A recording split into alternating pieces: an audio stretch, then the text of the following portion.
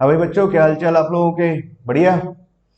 तो IIT जेईएमएस academy में आप सभी का स्वागत है बच्चों। आज के इस लेक्चर में हम डिस्कस करेंगे सीक्वेंस एंड सीरीज का लेक्चर नंबर 8 डिस्कस करने वाले हैं, ठीक है। और इस लेक्चर में हम डिस्कस करेंगे जो टॉपिक इसमें कवर करने वाले हैं, sum of N terms of GP.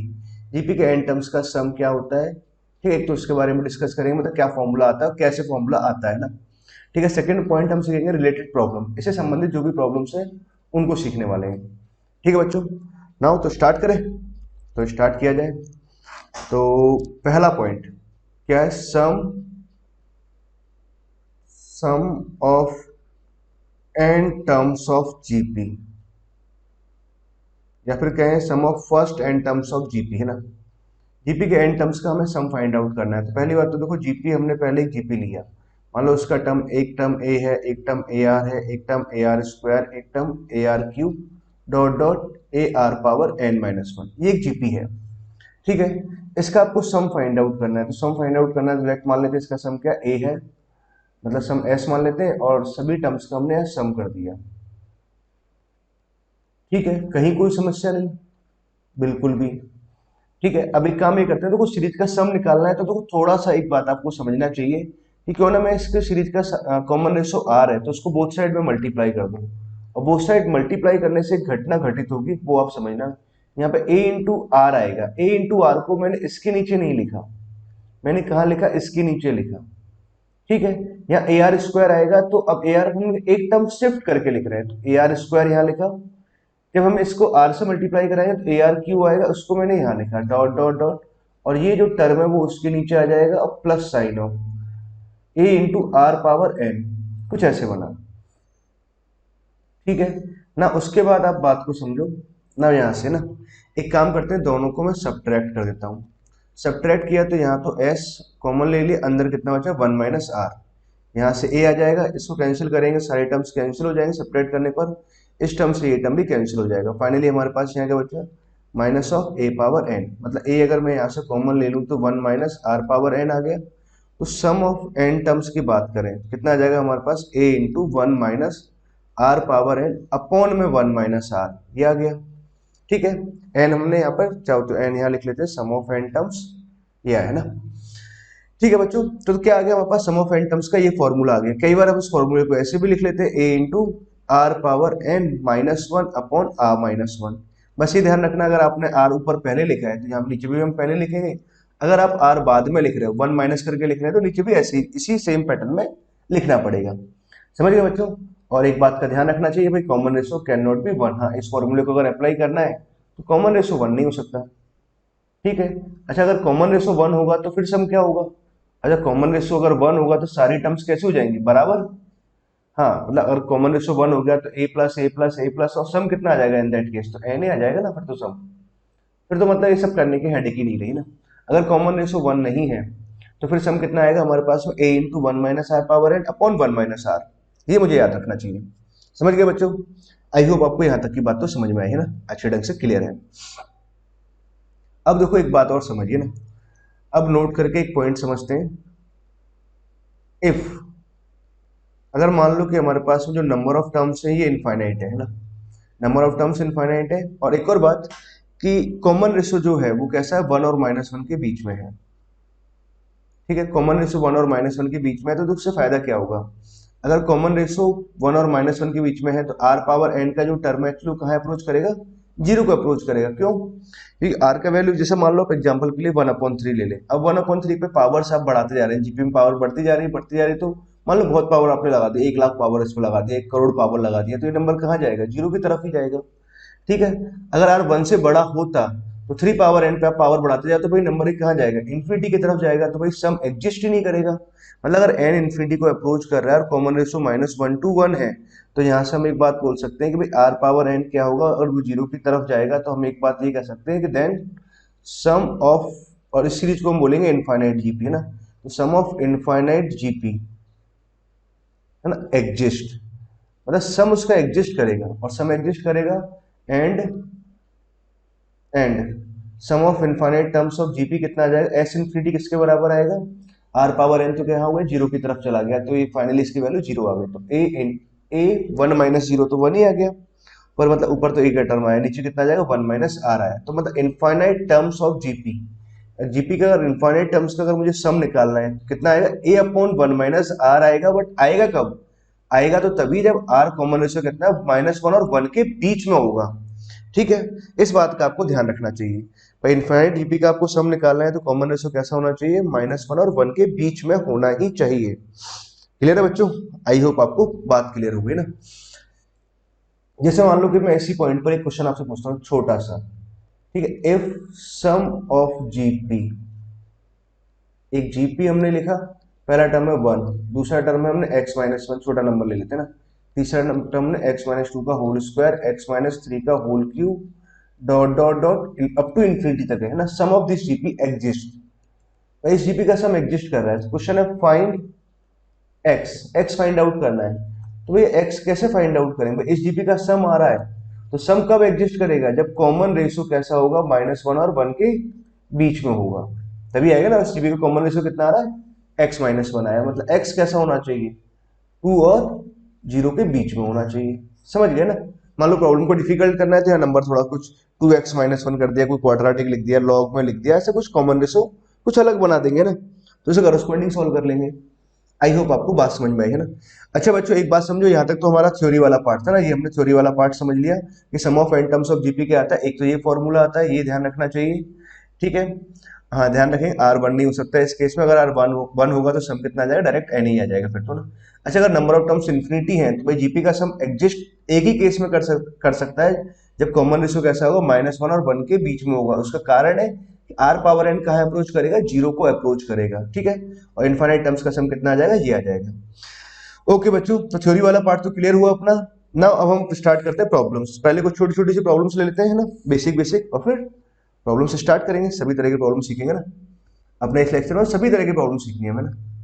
पहला प्रॉब्लम तो हमारे पास में क्या है, जैसे मान लो हमने एक टर्म लिखा, 1 लिखा, एक सीरीज लिख रहे हैं, 1 + 1/2 + 1/2 square + 1/2 cube up to infinity तक, सॉरी ऐसे कुछ लिखा ना, ऐसे डॉट डॉट जा रहे हैं। तो क्वेश्चन है पहला, फाइंड S20 फाइंड आउट करें ना, सम ऑफ फर्स्ट 20 टर्म्स निकालें। हाँ बहुत ही आसानी से ना, बहुत ही बेसिक प्रॉब्लम हो गया ना, डायरेक्ट हम फॉर्मूले को अप्लाई करना सीख रहे हैं ना। सम ऑफ फर्स्ट 20 टर्म उसे लिखना है, जीपी का सम लिखना है तो कितना आएगा, first term into 1 minus are power N, R common ratio कितना आ रहा है 1/2, पावर में कितना आ जाएगा 20, ठीक, अपॉन में कितना आ जाएगा 1 माइनस ऑफ 2 आ जाएगा ना, 1 माइनस आर, ये आ गया हमारे पास, डायरेक्ट फॉर्मूला लगाया।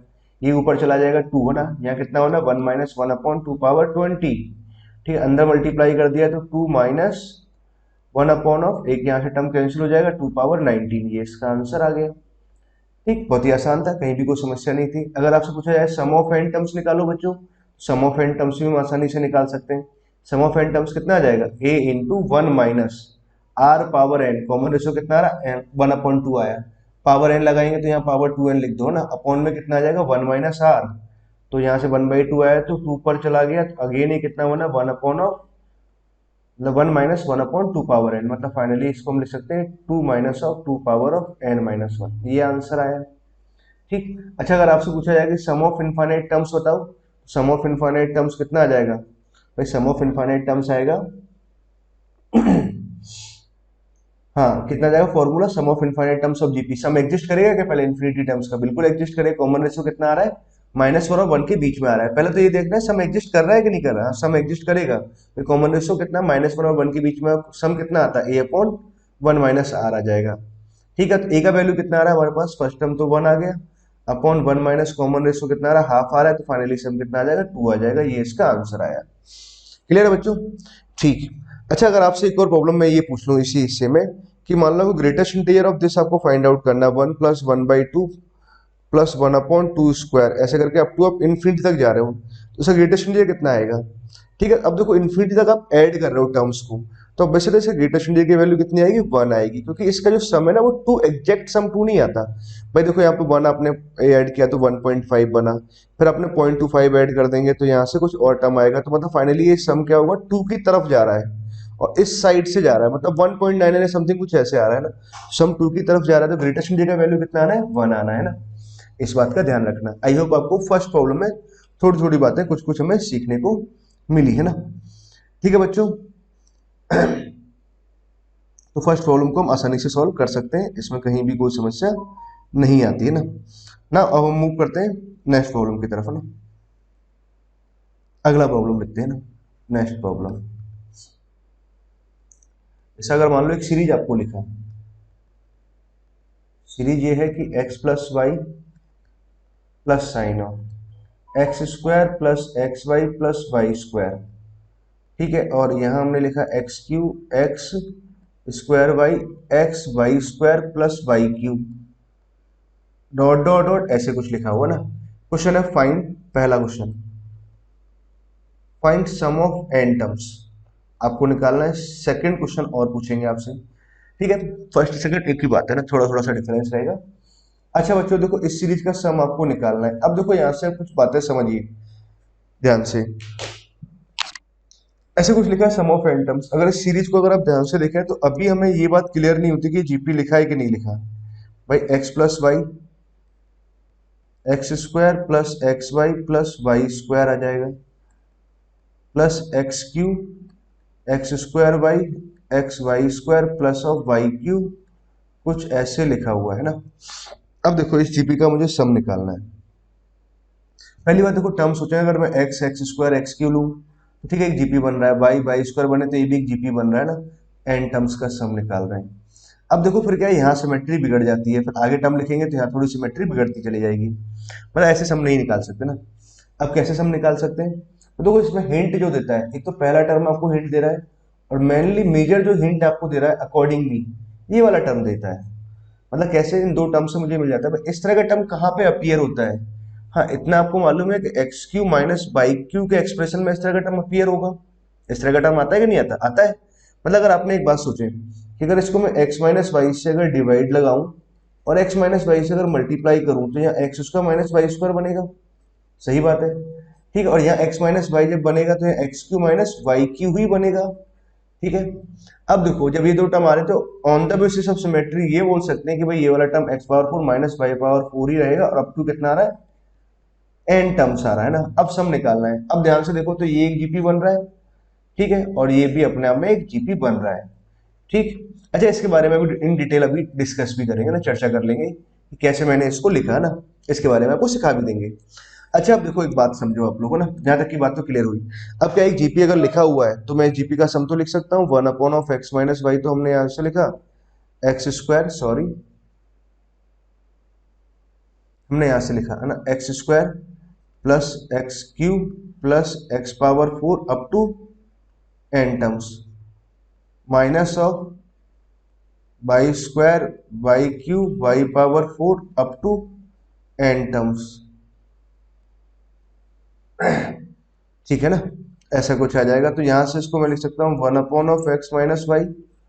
नाउ अब देखो एक जीपी ऐसे लिखा हुआ है, जीपी का सम लिखना है। एक्स स्क्वायर तो हमारे पास फर्स्ट टर्म आया, one minus of X power N, upon में कितना लिखेंगे, वन माइनस ऑफ एक्स, ऐसे लिख सकते हैं, ठीक बात है ना। इस जीपी का सम लिखना है तो फर्स्ट टर्म कितना रहा, वाई स्क्वायर, कॉमन रेशियो कितना रहा, वाई, तो Y square minus Y power N, upon में कितना आ जाएगा, वन माइनस ऑफ वाई आ जाएगा। ये हमारे पास में क्या आएगा, सम ऑफ एन टर्म्स आया, ठीक है। यहाँ तक की बात है ना। अगर मान लो ना क्लियर है सभी बच्चों ना, तो इस तरह से निकाल सकते हैं, आगे फर्दर और सिंप्लीफाई कर सकते हैं। चलो अभी इसको हम सिंप्लीफाई भी करेंगे, इस टर्म को यहाँ से हटाते हैं। अच्छा अगर सेकंड मान लो कि मैं आपसे पूछूं कि भाई इनफाइनाइट टर्म्स का सम निकालो, और एक और बात मैंने आपको बोल दिया, ये साथ में भी दिया, mod X is less than Y, mod Y is less than one. वैसे तो जब आप सवाल को सॉल्व करोगे ना आपको इस दोनों पॉइंट की जरूरत नहीं पड़ेगी ना, बट आपको पता होना चाहिए कि उसने क्यों दिए। भाई उसने इसलिए दिए हैं कि इनफाइनाइट टर्म्स का अगर इनफाइनाइट जीपी का अगर सम एग्जिस्ट कर रहा है तो भाई उसके लिए कंडीशंस होती है, हमेशा सम नहीं आ सकता। सम तभी आ सकता है इनफाइनाइट टर्म्स का सम जब कॉमन रेशियो कैसा हो, वन से छोटा हो, तो ये होप वहां पे काम करेंगे ना। अब देखो आपको इनफाइनाइट टर्म्स का सम निकालना है तो अप टू कहां तक जाएंगे, इन्फिनिटी तक, मतलब वाई पावर एन कहां जीरो जीरो को अप्रोच कर जाएगा ना। तो समझ लो, चलो यहीं से सॉल्व कर देता हूं मैं ना। ये तो आ गया सम ऑफ एन टर्म्स। अब आपको लिखना है सम ऑफ इनफाइनाइट टर्म्स, तो one upon of X minus Y, infinite terms का तो एक्स पावर एन कहाँ चला जाएगा, जीरो को, वाई पावर एन भी जीरो को चला जाएगा ना। X square upon one minus X minus of Y square upon one minus Y, ये आंसर है। अच्छा इसको थोड़ा और सिंप्लीफाई भी कर सकते हैं हम लोग, कैसे, one upon of X minus Y, LCM ले लिया आपने, एलसीएम लेंगे तो यहाँ कितना आ जाएगा, x square minus of x square y minus of Y square और minus minus plus x Y square upon में यहाँ से कितना आ जाएगा 1 minus x into 1 minus y.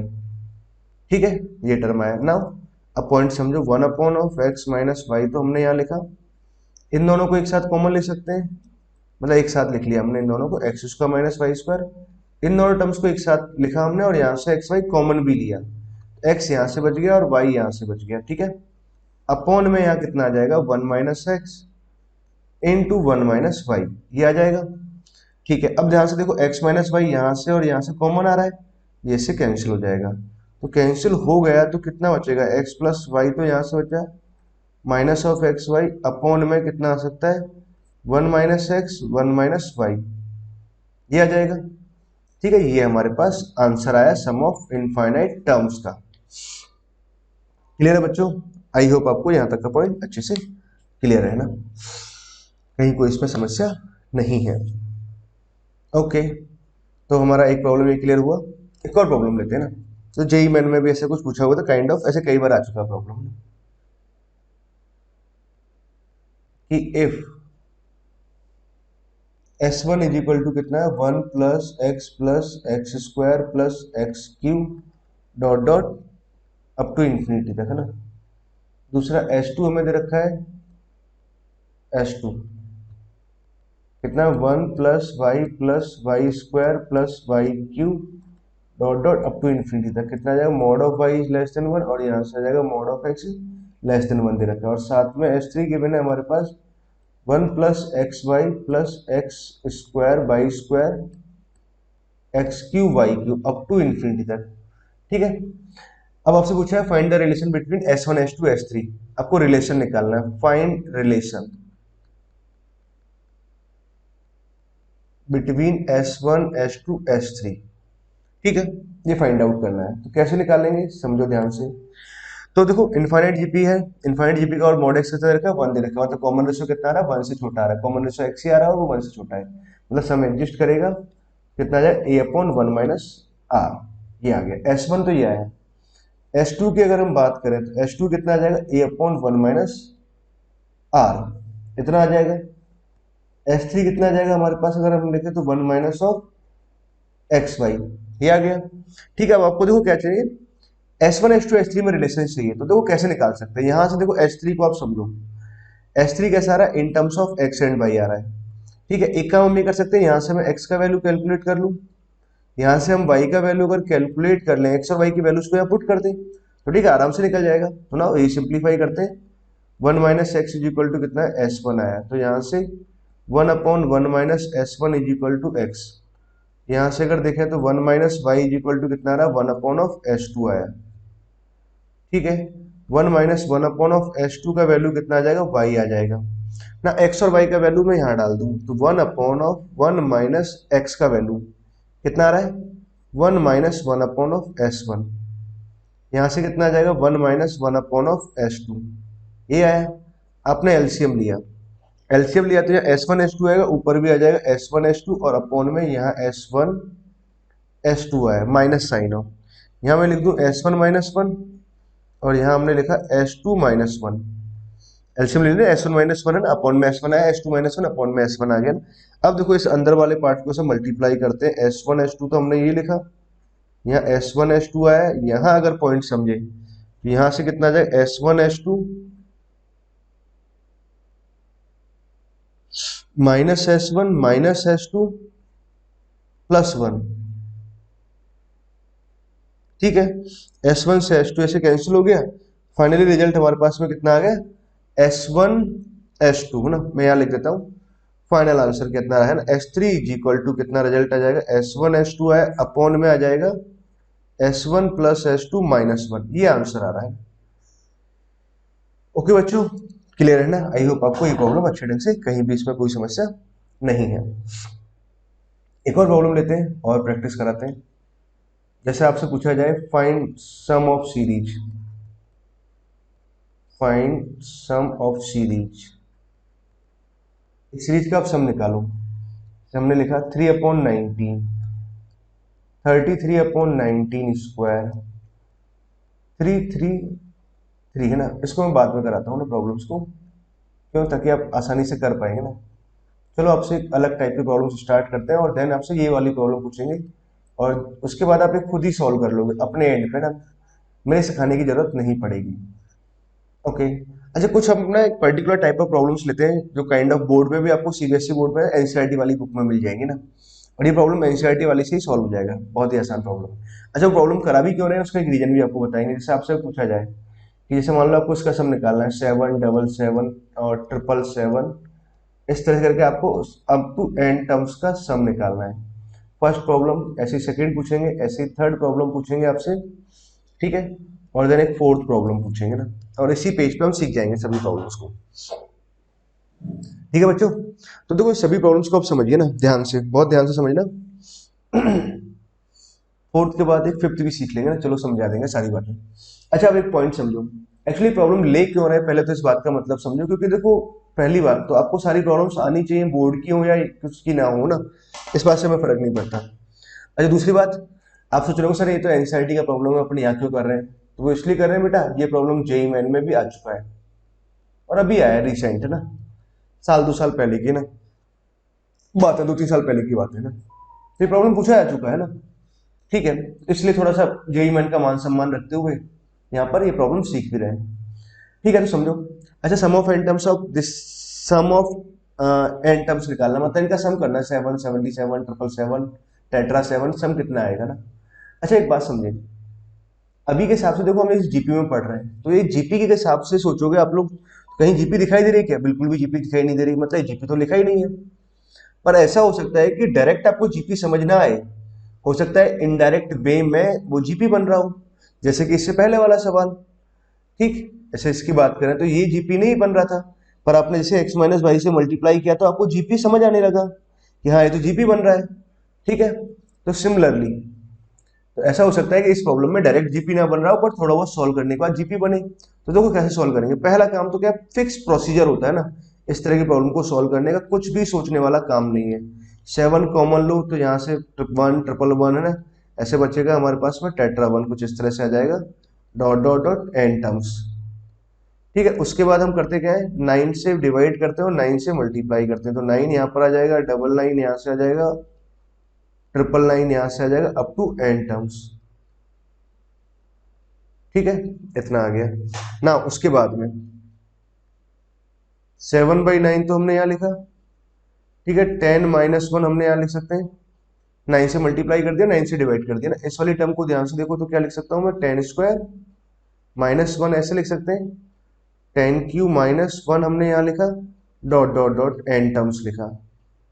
ठीक है, अब ध्यान से समझो, तो 10 10² और 10³ इन सभी टर्म्स को अगर मैं एक साथ लिखूं तो सभी जीपी बना रहे हैं, तो 10 यहाँ से आया, 10² यहाँ से आया, 10³ यहाँ से आया, डॉट डॉट एन टर्म्स आया।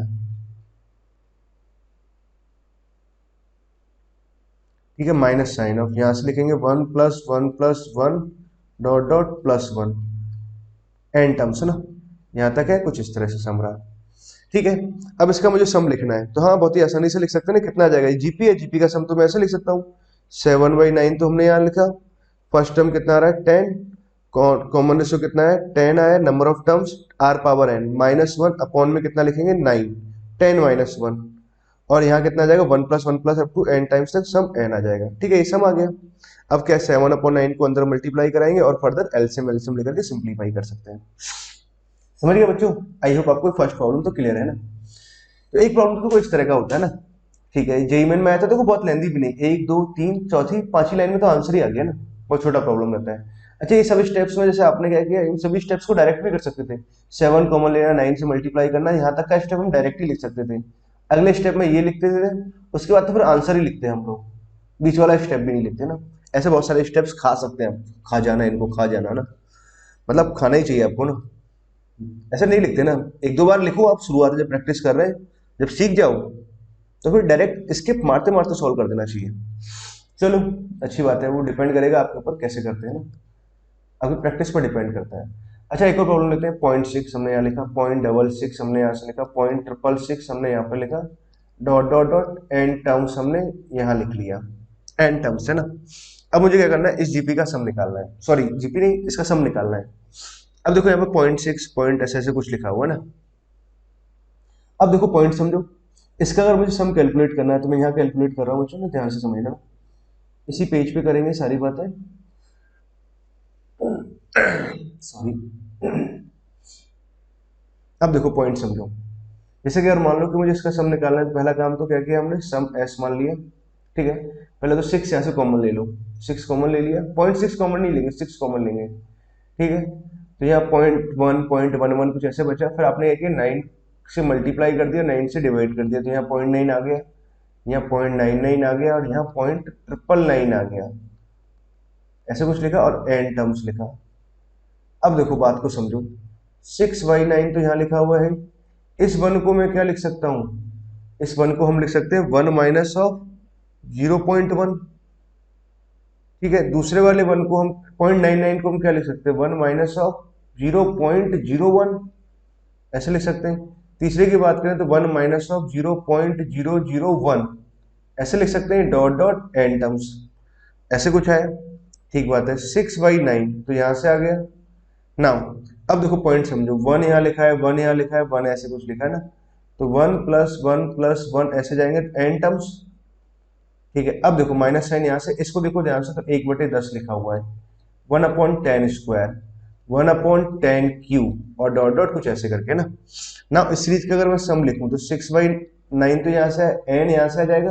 अब तो एक जीपी लिखा है, जीपी का सम तो मैं डायरेक्ट लिख सकता हूँ, 1/10 ए इंटू, एक फर्स्ट टाइम कितना आ गया 1/10, 1 माइनस आर, कॉमन रेशियो कितना आ रहा है 1/10, पावर में कितना आ जाएगा number of terms N, upon में कितना है 1 माइनस 1/10, ठीक है। अब तो इसका एलसीएम लेंगे, 9/10, 10 से 10 कट जाएगा 9, और इसको अंदर वाले मल्टीप्लाई करके सिंप्लीफाई कर सकते हो। क्लियर है बच्चों? आई होप आपको सेकंड प्रॉब्लम भी समझ में आया ना।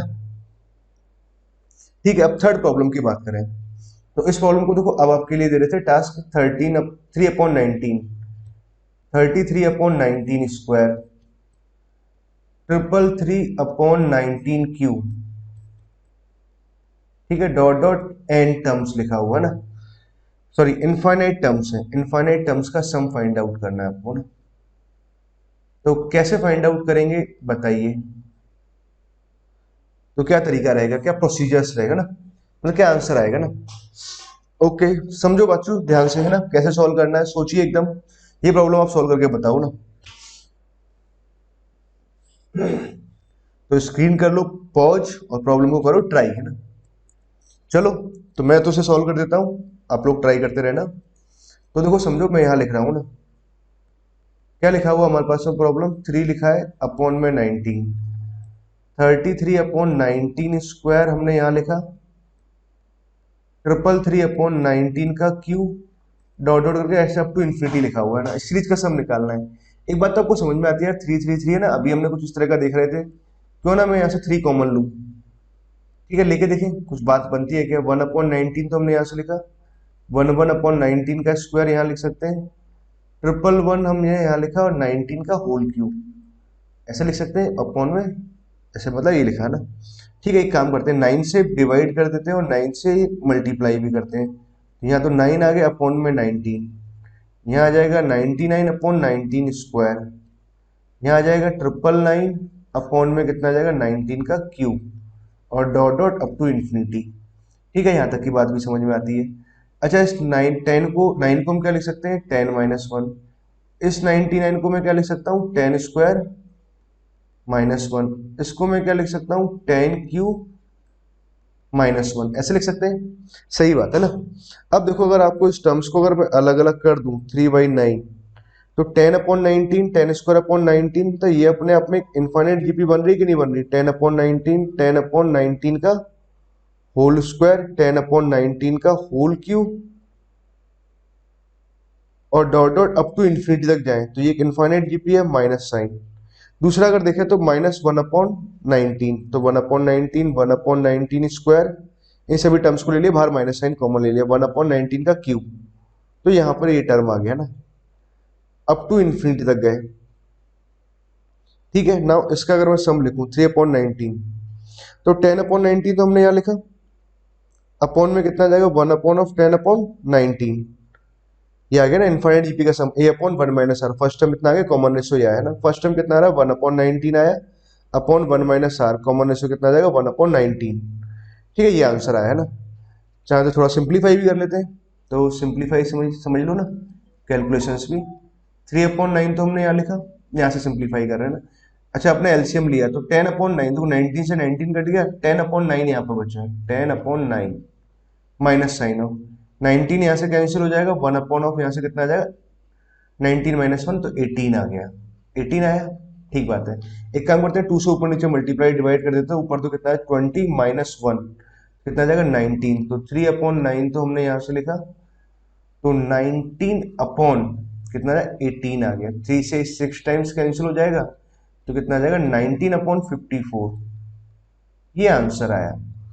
समझ गए बच्चों? हाँ, आई होप आपको ये प्रॉब्लम ढंग से क्लियर है ना। ठीक बच्चों, तो एक प्रॉब्लम एक को ये भी समझ में आ गया ना। अब पर्टिकुलर टाइप ऑफ प्रॉब्लम से हम बात कर रहे थे ना, एक प्रॉब्लम और बात करते हैं। ठीक है, तो उसको भी हम अलग पेज पे आके सॉल्व करेंगे। प्रॉब्लम क्या है, इस तरह का प्रॉब्लम है, जैसे मान लो कि आपके पास कभी ऐसे लिखा हुआ है 1 1 1 1 1 1, ऐसे करके लिखा हुआ 1 है ना, और मान लेते हैं कि 91 नंबर से 91 टाइम्स आ रहा है ना, टर्म नहीं टाइम्स, 91 टाइम्स आया है ना, सपोज ना ये 91 टाइम्स है। अब प्रूफ करना है, proof that this is a composite number. मतलब आपको क्या है, ये प्राइम नंबर नहीं है, ये कंपोजिट नंबर है ना, ये आपको प्रूफ करना है ना। ठीक है, कैसे प्रूफ करेंगे, बहुत ध्यान से समझो प्रॉब्लम को ना। कैसे सॉल्व करेंगे, 1 1 1 1 ऐसे लिखा हुआ, आपको कंपोजिट नंबर प्रूफ करना है।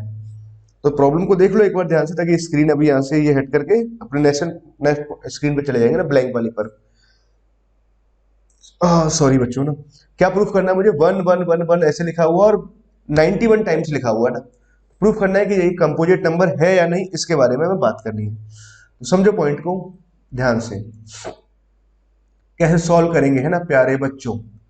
तो आपके लिए है 1 1 1 1 1 ऐसे करके लिखा हुआ है, और 91 टाइम्स लिखा हुआ है। पहली बात, इसको हमें प्रूफ करना है that is a composite number. तो देखो पहले तो आप एक बात समझिए, जैसे 11 है, 11 को आप क्या लिख सकते हैं 1 + 10, बहुत ही बढ़िया बात है ना। 1 1 है, तो इसको मैं क्या लिख सकता हूँ 1 + 10 + 10² लिख सकते हैं, लिख सकते हैं ना। ठीक है, अगर मान लो हमारे पास 4 बार 1 होगा, तो उसको मैं क्या लिख सकता हूँ 1 + 10 + 10² + 10³ ऐसे लिख सकते हैं। हाँ, आप उसका सम निकालो, फाइनली ये आ जाएगा। एक बात तो आपको समझ में आया है ना, कि जैसे मान लो आप यहाँ से समझो 4 बार बने तो 4 पार्ट में ब्रेक हुआ। ठीक है, 4 पार्ट में ब्रेक हुआ, और लास्ट जो पावर जा रहा है तो 4 है, तो 10 पावर 1 कम तक गए है ना। सिमिलरली एक बात तो ये समझ में आती है, अगर इसको मैं ब्रेक करूंगा तो 1 + 10 + 10² ऐसे अगर ब्रेक करेंगे तो भाई कहाँ तक जाएंगे 91 टर्म्स आएंगी, और लास्ट में जो आएगा 10 पावर 1 कम तक जाएंगे 90 तक, तो 91 टर्म्स आएंगी। या टाइम्स है या टर्म्स है, इतने सारे टर्म आएंगे ना। अब क्या है, ध्यान से अगर देखो तो भैया इस ये वाला पार्ट क्या लिखा है, ये लिखा हुआ है, बराबर है ना एक दूसरे। इस वाले पार्ट को अगर ध्यान से देखें तो जीपी, भाई फर्स्ट टाइम कितना आ रहा है 1 आ रहा है, कॉमन रेशियो कितना है 10 आया, तो मतलब उसका सम में डायरेक्ट लिख सकता हूँ ए इंटू आर पावर एन है ना। आर हमारे पास कितना आ रहा है 10 आ रहा है, तो R power N number of terms -1, number of terms कितनी आई 91, नंबर ऑफ टर्म्स कितना आ रहा है 91, अपॉन में कितना आ गया, अपॉन में आ गया 10 - 1, इतना आया है ना। अब देखो बात को ध्यान से समझो, यहां से आपको प्रूव करना है कि नंबर कैसा है, कंपोजिट नंबर है ना।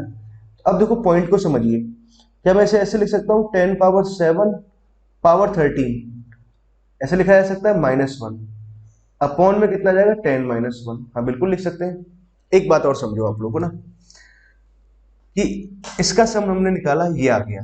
ठीक है, अच्छा अब यहां से देखो, कई बार आपको क्या उल्टा लिखना पड़ता है, अगर आपके पास मान लो ये रिजल्ट गिवन है, ऐसा आपको ये पता है, तो यहां से मैं ये कंक्लूड कर सकता हूँ I can write this term like this, है ना, ऐसे लिख सकते हैं कि नहीं। हाँ भाई, एक जीपी का सम लिखा हुआ है, समझ में आता है, फर्स्ट टर्म कितना है 1 है, कॉमन रेशियो कितना है 10 है, नंबर ऑफ टर्म्स कितनी है 21, तो हमने लिख दिया 1 + 10 + 10²। वेरी गुड, समझ गए आप शायद बात को ना। नहीं समझे तो एक बार फिर से सुनो क्या बोला है मैंने। तो क्या बात का हमें ध्यान रखना है। अब समझो मैं ये प्रूफ करना था, तो मैंने देखो इस वाली प्रॉब्लम में एक बात सोची कि 10 पावर 7 और पावर 13 तो यहाँ लिखा है, ठीक बात है, -1 है। ठीक है, अपॉन में मैंने क्या किया 10 पावर 7 -1 से डिवाइड किया, और 10 पावर 7 माइनस 1 से मल्टीप्लाई किया, अपॉन में कितना आ जाएगा 10 माइनस 1। ऐसे लिख सकते हैं, कोई समस्या वाली बात नहीं है। ठीक है, कहीं भी कोई समस्या नहीं अड़ती हमें। अब देखो इस बात को आप समझिए, इस हिस्से को अगर समझें तो जीपी की तरह लिखा है कि नहीं लिखा, सम ऑफ इनटू इसको 1 कर देते हैं तो फर्स्ट टर्म ऑफ जीपी कितना है 10 है। ठीक है, common ratio sorry first term कितना है 1 है, कॉमन रेशो कितना है 10 है, नंबर ऑफ टर्म्स कितनी है 7, तो 1 प्लस 10 स्क्वायर प्लस 10 क्यूब, और अप टू जाएंगे तो कहां तक जाएंगे 10 पावर 6 तक, एक कम तक जाएंगे। इस वाले पार्ट को मैं ऐसे लिख सकते हैं नहीं लिख सकते, बिल्कुल लिख सकते हैं, ठीक बात है ना, इनटू। अब आप पॉइंट समझो, इस वाले पॉइंट को समझिए, अगर मान लो थोड़ी देर के लिए इस वाले हिस्से को आप टी मान लो, तो नीचे भी टी लिखा है टी पावर 13, तो टी पावर 13 ऐसे लिखा हुआ है तो क्या लिखेंगे 1 plus T square plus T cube dot dot T power कितना है, नंबर ऑफ टर्म्स 13 है तो एक कम जाएंगे 12, तो देखो 13 टर्म्स बनी कि नहीं बनी, बिल्कुल बनी है ना। और टी का वैल्यू कितना है 10 टू द पावर 7 यहाँ पुट कर दो, तो देखो इस नंबर को मैं प्रोडक्ट ऑफ टू नंबर से रिप्रेजेंट कर पाए कि नहीं कर पाए, हाँ कर पाए। तो अगर ऐसे प्रोडक्ट ऑफ टू नंबर अगर रिप्रेजेंट कर पाए तो इसका मतलब ये हुआ ना कि ये नंबर कैसा हुआ, अपने आप में कैसा होगा, कॉम्पोजिट नंबर होगा। आई होप बच्चों ना बात सबको ढंग से क्लियर हुई है ना, क्लियर है सभी को ना। नाउ अब पॉइंट और समझिए ध्यान से, तो ये हमने तीन, हाँ फर्स्ट सेकंड थर्ड फोर्थ है ना, कुछ हमने काइंड ऑफ पर्टिकुलर प्रॉब्लम्स थी ना उनको समझने की कोशिश करी यहाँ पर। ठीक है, तो 4 प्रॉब्लम्स है ना, इनका ध्यान रखना है। तो हमने किस किस तरह की प्रॉब्लम सीखी है ना, ये आपको ध्यान होना चाहिए ना। अब देखो आगे की बात और करते हैं बच्चे ना, और समझते हैं ना आगे की बातें। अच्छा, एक और काइंड ऑफ पर्टिकुलर प्रॉब्लम्स है, उनको भी समझ लेते हैं ना। जैसे मान लो प्रॉब्लम्स कुछ इस तरह की रहती है ना, 2-3 प्रॉब्लम लिख लेंगे इसके अंदर भी एग्जाम्पल। जैसे फर्स्ट हमने लिखा से 0.423 और यहाँ डॉट लगा दिया, बार लगा दिया ना। एक प्रॉब्लम ये है, दूसरा प्रॉब्लम भी लिख लेंगे, तीसरा प्रॉब्लम भी लिख लेंगे। ठीक है, और यही सीख जाएंगे। अब देखो क्या है, फाइंड रैशनल फॉर्म। आपको क्या करना होता है, रैशनल फॉर्म फाइंड आउट करना है। मतलब आपको ऐसे कुछ दे दिया, ये नंबर दे दिया ना, इसका रैशनल फॉर्म क्या होगा ना, करीबी रैशनल फॉर्म ना। तो देखो कैसे निकालेंगे, 0.23 यहाँ पर लिखा हुआ है, ओके 0.423 पे डबल डॉट है, तो एक्चुअली इसका एक मीनिंग है। मीनिंग ये है कि ये नंबर क्या हो रहा है, बार बार रिपीट कर रहा है। तो 232323 ऐसे कुछ लिखा अप टू इन्फिनिटी तक है ना, ऐसे लिखते जाएंगे। अब सब ध्यान से देखो बात को, इसको मैं ऐसे लिख सकता हूँ 0.23 मतलब ये सॉरी 0.023 ऐसे लिख सकते हैं। मतलब पॉइंट के बाद में 3 नंबर हमने छोड़े तो 3 0 और 23 ऐसे लिखा जा सकता है क्या इसको, हाँ बिल्कुल ऐसे लिख सकते हैं, कहीं भी इसमें कोई समस्या नहीं आती।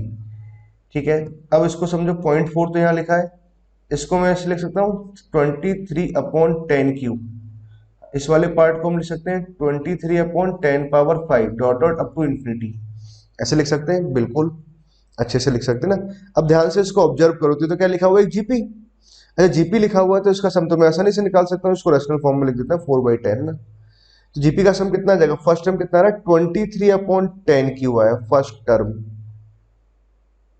अपॉन में कितना आ जाएगा 1 minus of R common ratio. Common ratio यहाँ से कितना आ जाएगा, ये तो इससे कट गया तो 1/10² आया है ना, ये कॉमन रेशो आया। ठीक है, नाउ अगर बात को समझे 4/10 तो हमने यहां से लिखा है प्लस साइन ऑफ, तो 10² तो यहां से लिखा नीचे 99 आ जाएगा, तो यहां तो हो जाएगा 23 अपॉन में 10³ लिखा है या 10² लिखा है, 10² से कटेगा तो 10 यहाँ बचेगा ना, बच्चों कर पाते हैं ना ये सब चीजें, और यहाँ 99 आ गया। ठीक है, ओके 990 है ना। अब एक काम करते हैं, इसका एलसीएम ले लेते हैं, 99 से ऊपर नीचे मल्टीप्लाई करते हैं। तो अब देखो इसका सम निकालते हैं, 99 से ऊपर नीचे मल्टीप्लाई किया, 99 इंटू 4 करेंगे, मतलब 100 को 4 से मल्टीप्लाई करो, 400 में से 4 गया तो कितना 396। ठीक है, 396 में हमने क्या किया 23 जोड़ रहे हैं, तो 396 में पहले आपने क्या करा 10 जोड़ा है ना, तो 396 में 10 जोड़ेंगे तो कितना आ जाएगा हमारे पास में 406, 416 आ गया, 416 में हमने 3 और जोड़ दिया तो कितना 419, तो 419 अपॉन में कितना आ जाएगा 990। ये इसका आंसर आया। हाँ समझ गए बच्चों। तो ये इसका क्या था, रेशनल फॉर्म में कन्वर्ट करने का एक प्रोसीजर तरीका था ना, प्रोसीजरल तरीका है। ऐसे ऐसे आपको सॉल्व करना चाहिए, डायरेक्ट जीपी वीपी नहीं बन रहा होता, इनडायरेक्ट वे में जीपी वगैरह बन जाता है ना। अच्छा अब देखो ये वाला जो तरीका है ना, एक्चुअली मान लो कि बाई चांस अगर एग्जाम में प्रॉब्लम आ गया, तो अगर बाई चांस आ गया तो कभी प्रॉब्लम को मैं इस तरीके से सॉल्व नहीं करूंगा ना। सॉल्व करने का हमारे पास दूसरा मेथड, इसको हम बोल सकते हैं method 1। This is the first method. अब हम बात करते हैं मेथड 2 की, और इसी को हमें फॉलो करना चाहिए। ठीक है, तो इसको अगर फॉलो करना चाहिए तो कैसे फॉलो करेंगे समझो। मेथड 2 ना, पहला काम तो क्या करना चाहिए, इसका वैल्यू क्या एक्स मान लिया आपने, 0.423 डॉट डॉट, ठीक भी आपने हटाया 232323 ऐसे लिख दिया। ठीक है, मैं डायरेक्ट ऐसे लिख ही देता हूँ, इसको एक्स मान लिया और इसको एक्सपेंड करके लिख दिया ना। हट जाओ, चलो ठीक है ना, ऐसे लिखा। अब देखो काम क्या करना रहेगा, इस पॉइंट को अब जहां रिपीट से दो दो नंबर रिपीट कर रहे हैं, ये रिपीट कर रहे हैं ना दो दो नंबर्स, तो आपको क्या करो, पॉइंट को नंबर के पास तक लेके जाओ ना, जहां रिपीटेशन हो रहा है। तो इसके पास लेके गए मतलब इससे आगे जस्ट लेके गए, तो 10 से मल्टीप्लाई करते हैं इसे, 10x, तो 10 से मल्टीप्लाई कराएंगे तो 4 पॉइंट आ जाएगा, और यहाँ कितना आएगा 23232323 ऐसे कुछ है ना। पहला मकसद तो ये होना चाहिए कि पॉइंट को जहां रिपीटेशन जा रहा है नंबर का ना, या जहां से रिपीटेशन शुरू हो रहा है, पॉइंट को पहले उसके पास लेके जाओ। ठीक है, यहाँ आ गया। अब देखो दो दो का रिपीटेशन चल रहा है ना, तब क्या करो, 100 से इसको मल्टीप्लाई कराओ, 100 से मल्टीप्लाई कराएंगे तो 100x 1000x हो गया है ना। ठीक है, 100 से मल्टीप्लाई कराया तो यहाँ कितना बना 423, और यहाँ कितना जाएगा 0.2323, और अप टू कहाँ तक जाएंगे, इन्फिनिटी तक। सही बात है ना, ऐसा कुछ है। अब क्या है, इसमें से मान लो कि ये फर्स्ट है और ये सेकंड है, तो सेकंड में से फर्स्ट को सब्ट्रैक्ट कर दिया, तो यहाँ तो कितना बचेगा 990x, 423 में से 4 जाएगा तो कितना बचा 419, और पॉइंट वाला हिस्सा तो कट जाएगा ना, 0.23 से कट गया, तो यहाँ से x का वैल्यू कितना आया, x का वैल्यू आ गया 419 अपॉन 990, ये आंसर आया। क्लियर है बच्चों, आई होप आप समझ गए होंगे ना बात को। अच्छा और बात करते हैं, आगे और प्रॉब्लम करते हैं ना। जैसे मान लो कि ये लिखा था ना, आसानी से सॉल्व हो जाएगा, कहीं कोई समस्या नहीं है। जैसे मान लो कि मैंने लिखा 2.4 ना 23 ऐसे लिख दिया ना, 23 पे डॉट ना, चलो ऐसे लिख लेते हैं।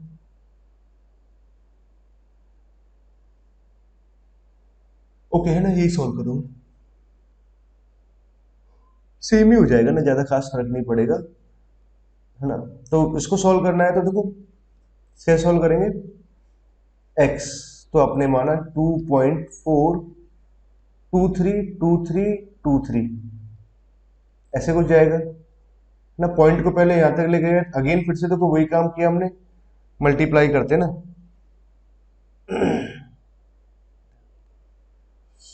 तो 10x, तो यहाँ से कितना आ जाएगा 24 माइनस ऑफ सॉरी 0.232323 ना। अब इसको आपने 100 से और मल्टीप्लाई किया तो 1000x बनेगा, और ये बनेगा 2423, फिर आ जाएगा 232323 ऐसे कुछ है ना। ठीक है, अब उसके बाद सब्ट्रैक्ट कराएंगे तो यहाँ तो 990x आ जाएगा, 990x। अब 2423 में से पूरा जाएगा तो यहाँ से 2399 2399 आ जाएगा ना, सॉरी, तो यहाँ से कितना आ गया 2399 अपॉन में 990 आ जाएगा। क्लियर है बच्चों, आई होप आप समझ गए ना। ठीक है, तो इस तरह के प्रॉब्लम्स को भी हमने समझ लिया ना, बाकी आगे और प्रॉब्लम की जरूरत नहीं है ना। ओके, अब समझो पॉइंट को आगे अच्छे अच्छे ढंग से, सॉरी, हाँ समझो बच्चों, समझो समझो। अब हम कुछ और प्रॉब्लम्स और लेते हैं ना, 3 प्रॉब्लम्स और करेंगे अभी, फिर उसके बाद और भी प्रॉब्लम्स ले सकते हैं ना। अच्छा उसके बाद हम जेई एडवांस वाला प्रॉब्लम ट्राई करेंगे,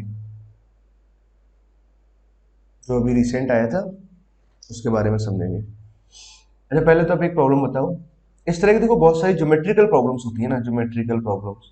जैसे मान लो एक सिंपल प्रॉब्लम से स्टार्ट करते हैं।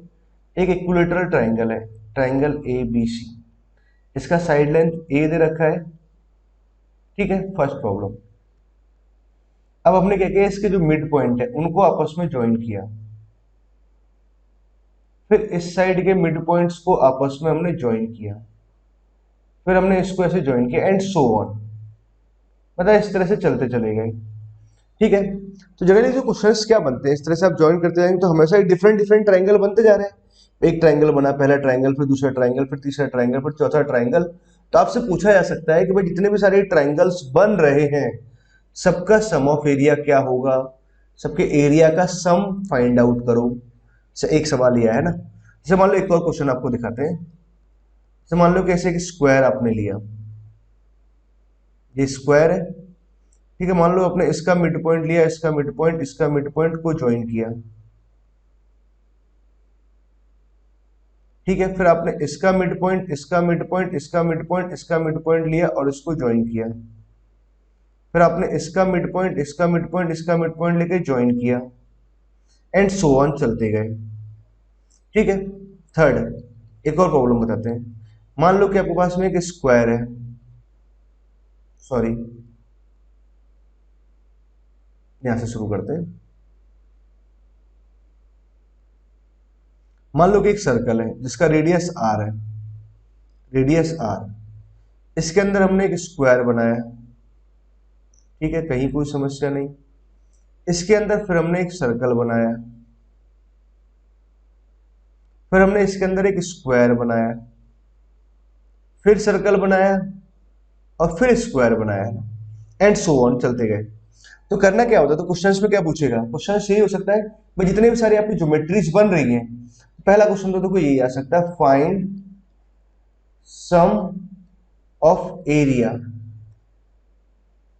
Find the sum of area of, जैसे फर्स्ट के बारे में बात करें तो find the sum of area of all triangles. जैसे फर्स्ट क्वेश्चन के बारे में बात करें तो ऑल ट्राइंगल्स, ऑल ट्राइंगल्स, भाई सभी ट्राइंगल्स के एरिया का आप सम निकालो।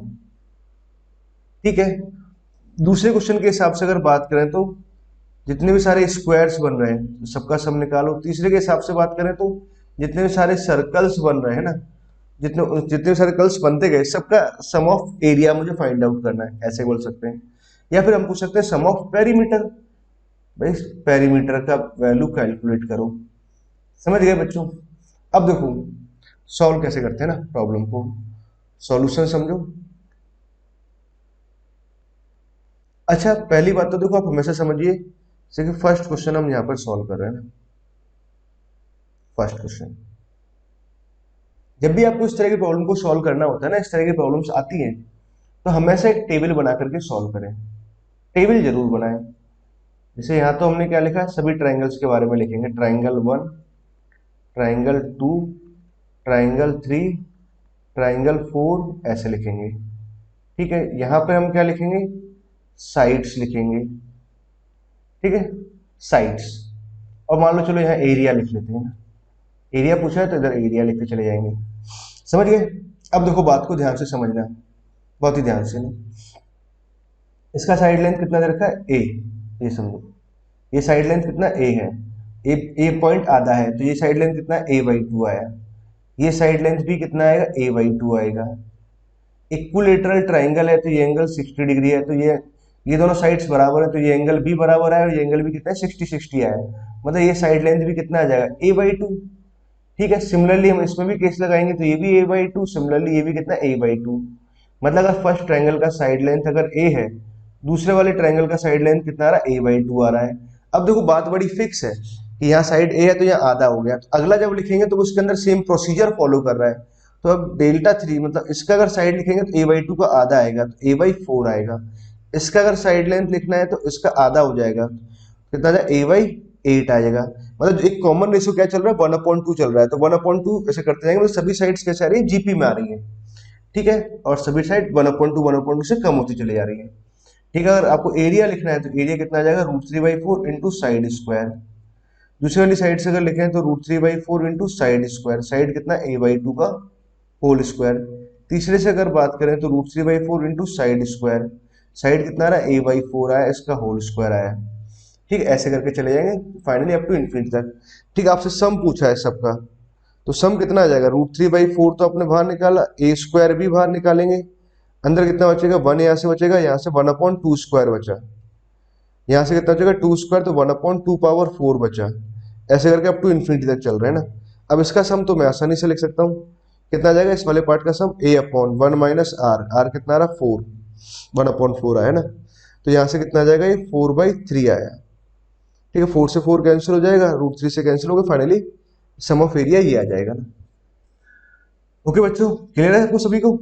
आई होप आपको यहाँ तक की सारी बात क्लियर तो है ना। जब फर्स्ट प्रॉब्लम हमने ये सॉल्व किया, सिमिलरली हम सेकंड कर सकते हैं। सेकंड समझ लो, थर्ड आप अपने आप से करना।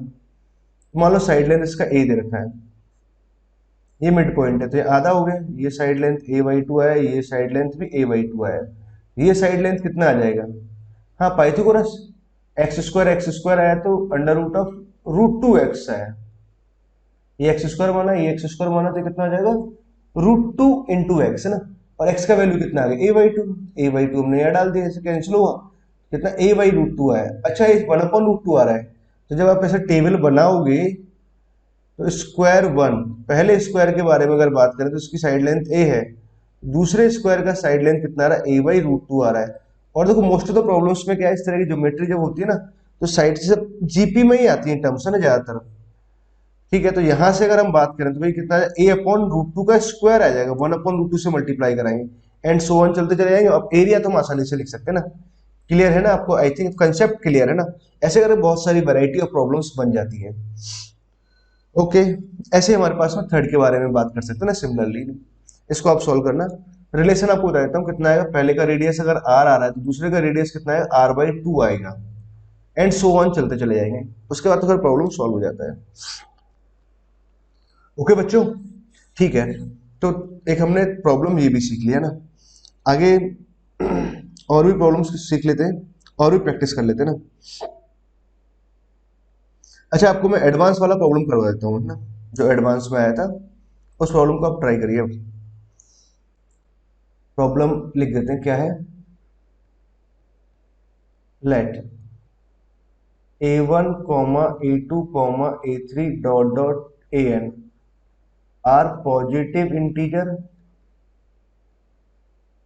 एंड आर इन एपी में है विथ कॉमन डिफरेंस कितना है, 2 है। दूसरा term b1, b2, b3 dot dot bn are positive integer, ये कैसे पॉजिटिव इंटीजर है, एंड आर इन जीपी, और ये कैसा है, जीपी में है, और विथ कॉमन रेशियो कितना है, 2। ठीक है, एंड साथ में हमें क्या दे रखा है, a1 = b1 = c दे रखा है, मतलब दोनों के फर्स्ट टर्म बराबर है और किसके, सी के बराबर है। क्वेश्चन क्या है, क्वेश्चन ये है कि and 2 times of a1 plus a2 plus a3 up to an = कितना दे रखा है, b1 plus b2 plus b3 dot dot bn, ऐसे इसके बराबर है। ठीक है, फॉर सम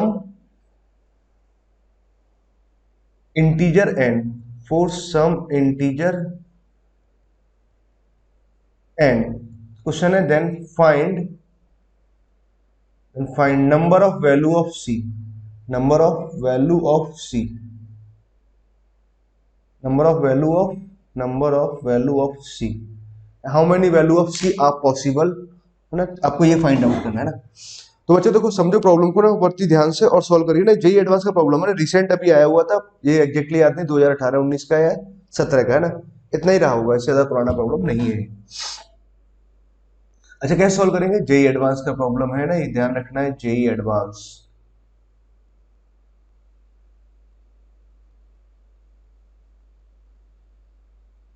तो अच्छे ढंग से ट्राई करो ना, बहुत ही अच्छे ढंग से ट्राई करिए, बहुत अच्छे ढंग से। कैसे सॉल्व करना है सोचो आप लोगों ना, सॉल्यूशन बाद में देखना चाहिए, जब पूरा हार जाओ थक जाओ तब सॉल्यूशन देखना चाहिए।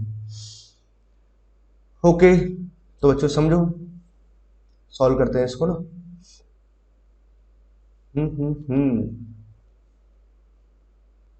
A1 A2 A3 ऐसे कुछ दे रखा है, तो समझिए क्या करना चाहिए। देखो A1 A2 A3 हमारे पास पॉजिटिव इंटीजर से रखे हैं और ये कंडीशन से रखे, तो यहीं से स्टार्ट करते हैं। ये क्या लिखा हुआ, सम एपी में है, सबका सम निकाल सकते हैं आसानी से, बिल्कुल। तो 2 टाइम्स ऑफ ऐसा कुछ लिखा हुआ है, sum of n terms of AP लिखेंगे तो नंबर ऑफ टर्म्स हमने लिखा बाई 2, यहाँ से लिखेंगे 2 टाइम्स ऑफ फर्स्ट टर्म कितना आ जाएगा c. Now n minus one into common difference कितना है डी, कॉमन डिफरेंस का वैल्यू कितना दे रखा है 2 दे रखा है, ठीक है, दैट इज गुड है ना, अच्छी बात है। अब उसके बाद में आप समझो यहाँ से कितना आ जाएगा जीपी, जीपी का सम कितना, फर्स्ट टर्म कितना आ गया सी आ गया, कॉमन रेशियो कितना आ रहा है 2, नंबर ऑफ टर्म्स कितना आ जाएगा n माइनस वन अपॉन में कितना आ जाएगा r माइनस वन, ठीक है, तो 2 माइनस वन हमने यहाँ से लिखा, क्लियर हुआ बात है ना। ना 2 से 2 भी कैंसिल हो गया, 2 से अगर 2 भी कैंसिल हो गया, अब देखो पॉइंट समझे, n तो यहाँ बच गया, यहाँ 2c आ रहा है, और यहाँ से अगर बात करें तो 2n माइनस ऑफ 2 हमने यहाँ लिखा, ठीक है, और c हमने यहाँ लिख लेते हैं, और ये कितना बच रहा है 2 पावर n माइनस का 1, ठीक है, ये आया है ना। अब देखो करना क्या है, ये जो गिवन कंडीशन थी उसको तो हमने अप्लाई कर दिया, यहाँ दोनों के से सम लिख दिया ना प्रॉपर वे में। अब आपसे पूछा गया है फॉर सम इंटीजर एंड ये भी आ रहा था, find the number of possible value of C calculate करो, भाई सी का पॉसिबल वैल्यू कैलकुलेट करें। अच्छा एक और बात समझिए बच्चों ना, तो सवाल में क्या दे रखा है A1 A2 A3 AN, अगर ये सब पॉजिटिव इंटीजर है तो पहली बात तो इन सब पॉइंट्स को मार्क किया करो, पॉजिटिव इंटीजर्स, ठीक है, तो कुछ तो कोई जब उसने प्रॉब्लम में ये सब दिया है पॉजिटिव इंटीजर से ना, यहाँ पर भी सब पॉजिटिव इंटीजर से, तो एक्चुअली इन पॉइंट्स को मार्क करना चाहिए क्योंकि इनका कोई ना कोई सिग्निफिकेंस है। भाई सवाल में उसने क्यों लिखा है, ऐसे फालतू तो नहीं लिखा होगा, कुछ कारण हो सकता है तभी लिखा होगा, ऐसा हो सकता है कि प्रॉब्लम को सॉल्व करते टाइम इन बातों की हमें जरूरत पड़ रही हो, ठीक है। अब उसने पूछा है find the number of value of c पूछा है, तो सी एक काम करते हैं पहले सी कैलकुलेट करते हैं। अब देखो सी इधर भी आ रहा है और सी इधर भी आ रहा है, तो मैंने क्या किया सी को मैं इस साइड ले जाता हूँ, ठीक है, तो सी तो हमने यहाँ लिखा, यहाँ आ गया 2 पावर n, यहाँ से आएगा माइनस ऑफ 2n, चलो मैंने ये लिखा माइनस और 1 यहाँ पे लिखा हुआ है ना, यहाँ पे हमारे पास टर्म क्या बनेगा 2n स्क्वायर, तो यहाँ से बना माइनस ऑफ 2n ना, सी का वैल्यू आपको कैलकुलेट करना है तो वो तो ये आ गया 2n स्क्वायर माइनस का 2n अपॉन में कितना आ गया 2 power n minus of 2n minus 1, ये आया हमारे पास सी का वैल्यू।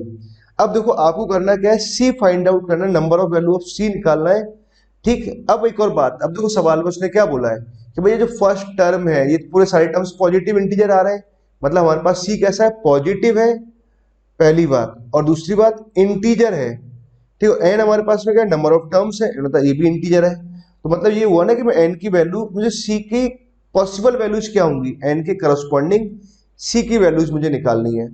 तो मतलब ये हो गया कि इसको सॉल्व करने का देखो हमारे पास प्रॉपर कोई तरीका नहीं है सिवाय हिट एंड ट्रायल के, पहले तो एक बात आपको ये समझना चाहिए, ठीक है ना। अब मैं हिट एंड ट्रायल लगाता हूं और ध्यान से समझना मेरी बात को।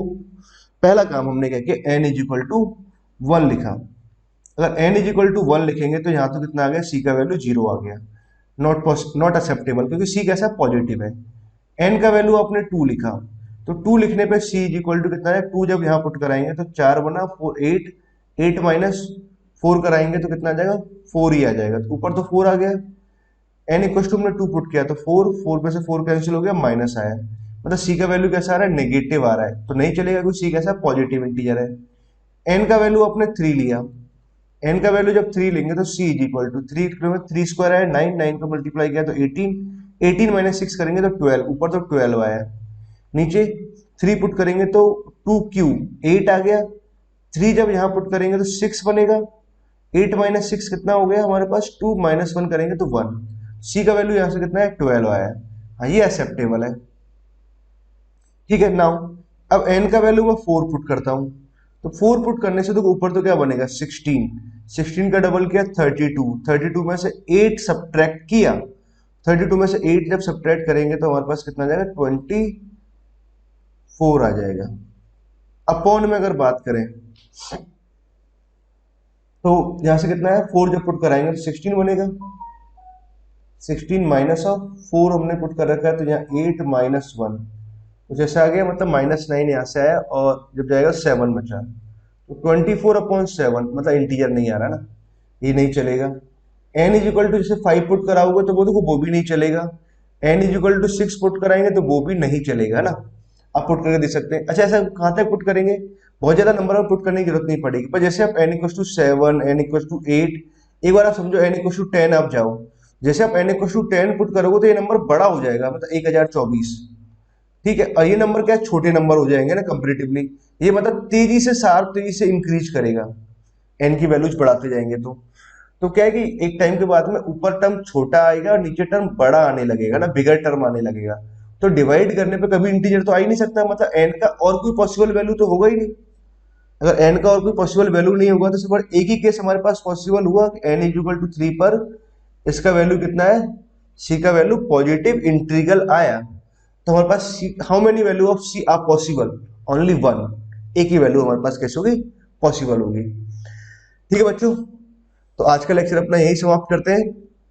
तो इस लेक्चर को आप अच्छे ढंग से बार बार रिवाइज करिए, प्रॉब्लम्स को बार बार प्रैक्टिस करिए, है ना, बार बार प्रैक्टिस करना चाहिए, उससे आपको कॉन्फिडेंस बढ़ता है ना। ओके बच्चों, थैंक यू।